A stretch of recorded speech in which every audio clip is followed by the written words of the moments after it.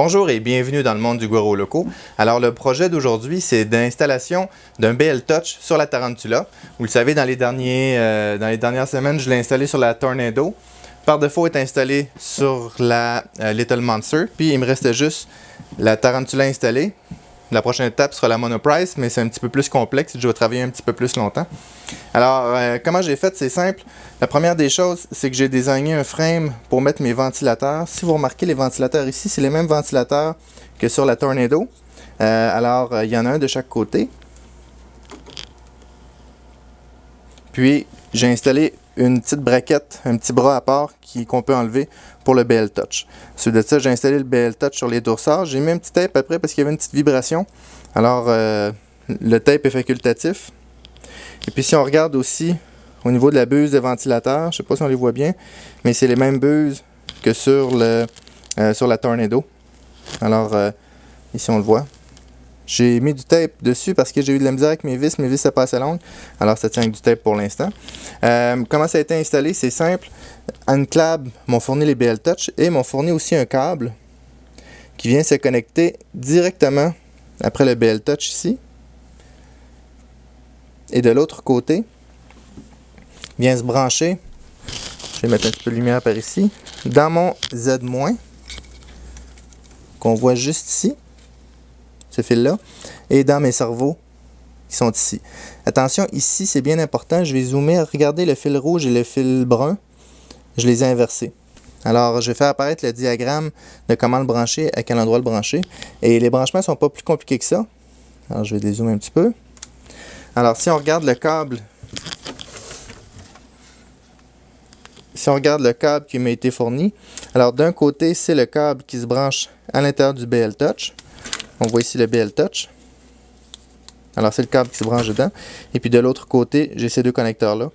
Pour déconnecter le fil, c'est simple. Je relève la petite palette de plastique qui est sur le dessus.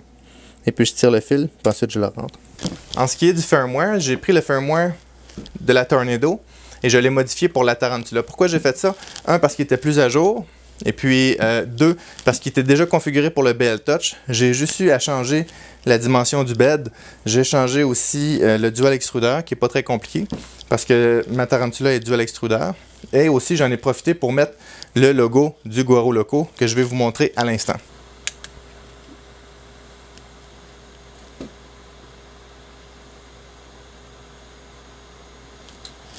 Si vous vous demandez comment j'ai fait pour changer le logo, c'est simple.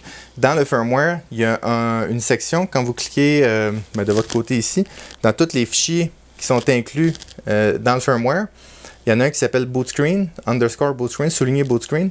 Et puis, sur le site de RepRap, il y a un convertisseur pour les images en code, dans le fond, pour le bootscreen. Si vous cherchez bootscreen Marlin Converter, vous allez tomber sur le lien.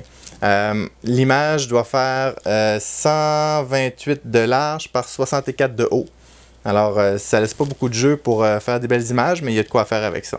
Une fois que le tout est installé, ce que je dois faire, je dois configurer dans mon menu la hauteur de mon bed pour m'assurer que le tout est bien calibré. Alors, pour ce faire, je vais avoir besoin d'une feuille de papier, tout simplement, que je vais glisser. Je vais remonter un petit peu ma tête. Alors, je vais glisser en dessous. Alors, je pars mon imprimante. Alors, on voit ici mon logo, le Goro Loco que j'ai mis dans mon firmware. Pour la Tarantula, j'ai changé, c'était marqué Tornado, je l'ai changé pour la Tarantula. Alors, la première des choses est d'aller dans Prepare.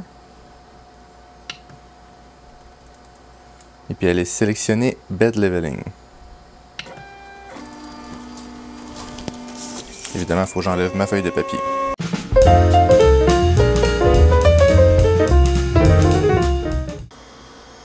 Parfait. Ensuite de ça, je viens dans Prepare. Et puis, je fais Auto Home. Alors, il va aller placer le BL Touch en plein centre.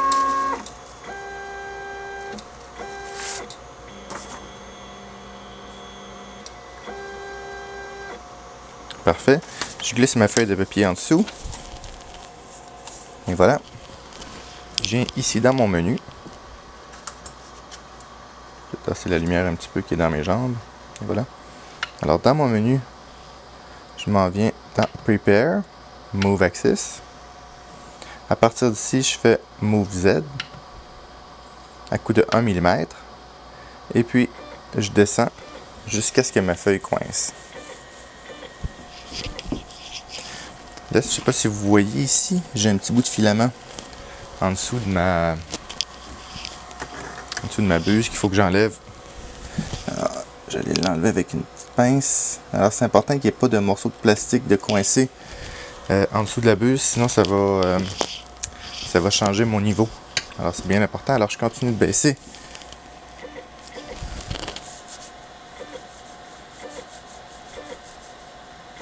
OK. Alors là, présentement, ma feuille commence à coincer.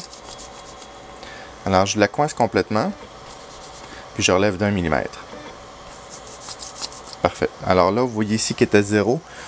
Vous, ce ne sera pas un 0 que vous allez avoir parce que moi, elle est déjà au niveau. Vous allez peut-être avoir un moins 5 ou moins 3, dépendamment. Alors, une fois que la feuille est coincée et que je l'ai relâchée, je viens bouger à coup de 0.1.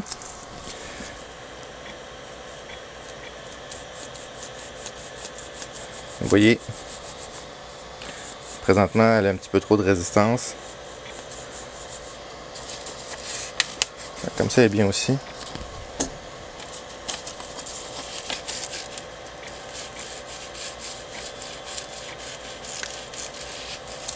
Bon, alors voyez-vous ici, j'ai plus 0,02. Alors, retenez ce chiffre, prenez-le en note.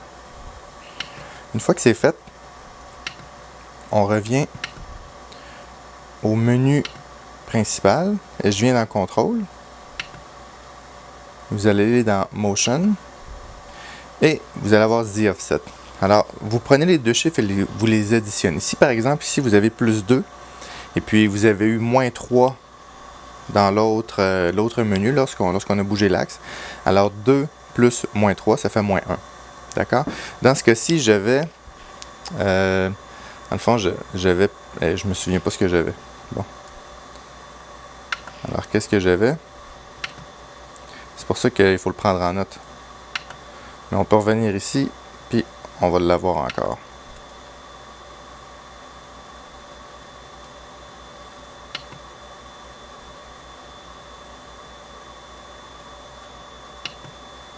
Alors, plus 0,00.2. Plus 0.2. Alors, plus 0.2.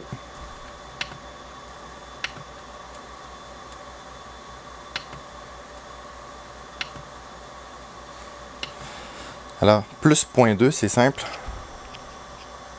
Et voilà. Alors, j'étais à moins 1. Plus 0.2.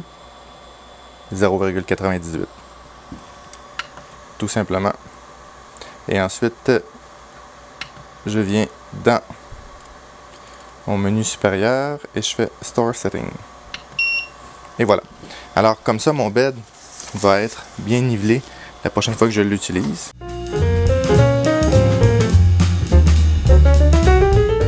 Alors, on va mesurer à l'instant pour voir si mon cube de test a les bonnes dimensions.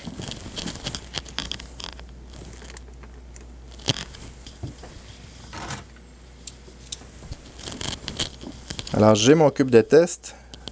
J'ai mon vernis ici. Alors, première dimension. Alors, j'ai 20.07 qui est excellent dans un sens. Je ne sais pas si on le voit. 20 juste dans ce sens-là.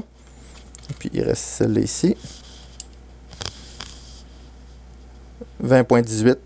Alors, c'est très acceptable. C'est pas plus compliqué que ça, mettre un BL Touch sur la Tarantula. Je vais finaliser la mise en ligne de mon support pour le BL Touch pour la Tarantula. Il y en a d'autres modèles. Moi, je l'ai désigné parce qu'il n'y en avait pas pour les ventilateurs que j'ai mis dessus. Alors, je m'en ai désigné un. Je vais le mettre sur Thingiverse dès que je vais avoir 2 minutes. Et puis, c'est ça. Ça m'a pris environ, calculé à peu près 1 heure. Plus le temps d'impression et le temps d'upload du firmware. mettez entre 1h30 et 2 heures là, pour avoir le temps de faire ça tranquillement. Si vous êtes pressé, il y a moyen de le faire en 45 minutes. Cependant, ça n'inclut pas le temps d'impression, évidemment.